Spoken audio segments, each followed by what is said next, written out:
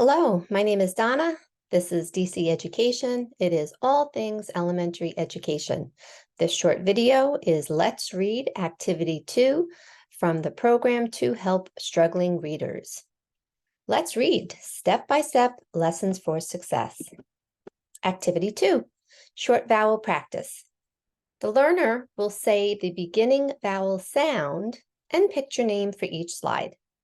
The learning coach will review the picture names as needed and ensure accuracy of short vowel sounds. Igloo, apple,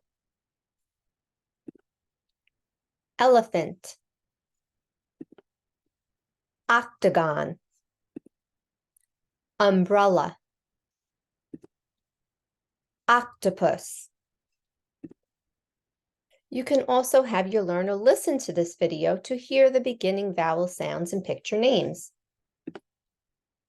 As an added activity, you can also print these slides, mix them up to practice the short vowel sounds, and I always do encourage you to mix them up, whether you are pointing and clicking or printing them out.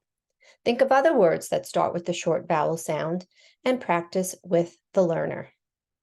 Write each vowel letter as the student says the sound aloud.